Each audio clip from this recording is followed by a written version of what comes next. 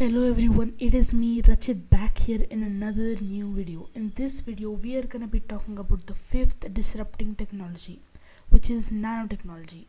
So, apart from technology, the word technology, as you guys know, what is nano, right? So, nano is like very small at an atomic level. You know how small atoms are, right? You can't even see them. There are atoms everywhere, but you can't even see them. So, nano is as small as atoms. So nanotechnology is the technology which is made as small as atoms, nanotechnology, so that the materials can be more efficient and can work more, properly and efficient. So let's get on. So what is nanotechnology? As I said, nanotechnology is a technology which works at a molecular level, like an atomic level, as small as atoms. Scale. So the nanotechnology it is measured in nanometers. So our hair, this one hair, just one hair, is 80,000 to 100,000 nanometers. And wait, nanometers are 1 billionth of a meter.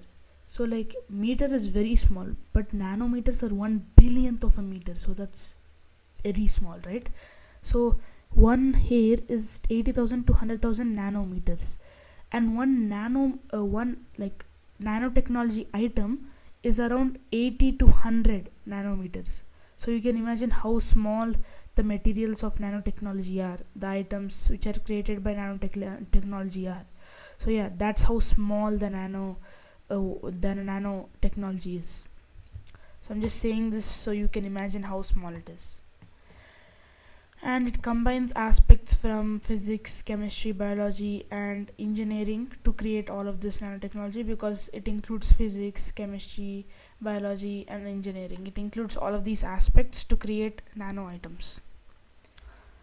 So how does nanotechnology work? So top down methods, basically like breaking down large materials into smaller materials so they can become nanomaterials. And while bottom up techniques, they use very small items to build nanotechnologies and everything, nano items. So nanomaterials. So nanotechnology, using nanotechnology, people use items, like people make items, right? So the items are not made with normal materials like metal, iron, everything. They are made with nanomaterials like nanoparticles, nanotubes, and nanocomposites.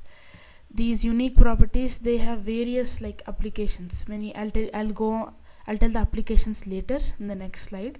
But yeah, they have very many various applications.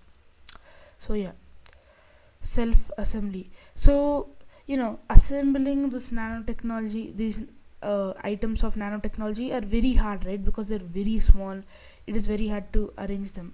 So they arrange themselves on their own, so it can be time reducing and it can be easier. So real life applications of nanotechnology.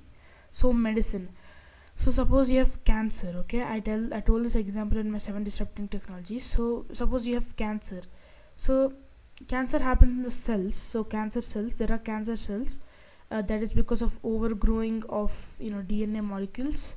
It's in science. But so there are cancer cells in our body, and when we take medicine for cancer, then the medicine also works in unnecessary areas, like not the cancer cells, it works in unnecessary areas, which will cause to more complications. But with nanotechnology, it can automatically go to the cancer cell and kill it. So it's more efficient in the field of medical medicine.